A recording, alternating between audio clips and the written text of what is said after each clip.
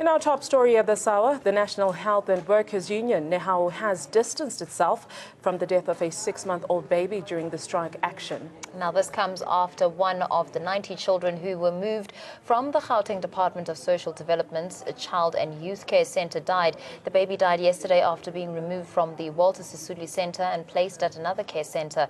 The children were moved on Friday as striking NEHAWU workers barricaded entrances at the affected centres, barring essential supplies such as food, medication and laundry. Now, the baby's death has sparked a blame game.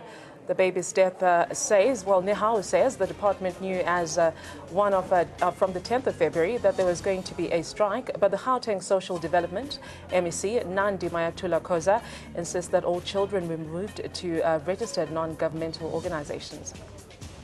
Now, NEHAWU further said the department was supposed to put measures in place to ensure such an incident doesn't happen.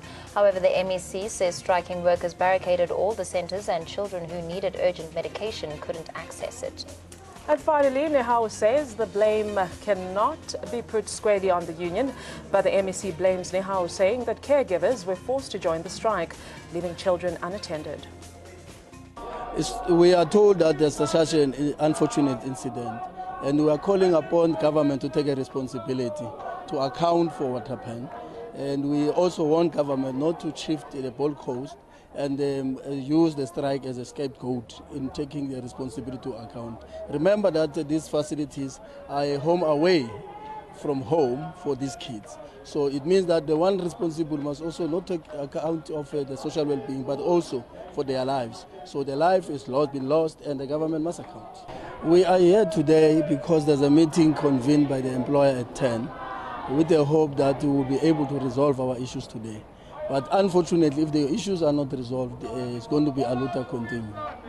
We have made it from the onset that the only thing that will stop our strike is when the employer resolve issues favorable to members or to our demands. That's the only thing currently that will stop us.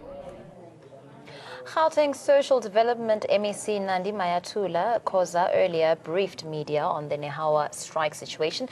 The MEC says all children were moved to registered NGOs as the department did not want another situation like Life Esidimeni. Mayatula Khoza said they were shocked at the condition some children were in. She called on union leaders and government negotiators to find one another. She said Gauteng Premier David Makhura may be forced to request the assistance of the Defence Force. The department, in terms of the announcement by the MEC this morning, has been that the strike and the manner in which it has been done, where services are being barricaded and high levels of intimidation, makes it difficult for us to provide the services. And this is what has led to the department moving the child in the first instance. We're just appealing. When the child died, we haven't started on any blame game. We simply pointed out that the impact that the strike has is such that in our hands now, we have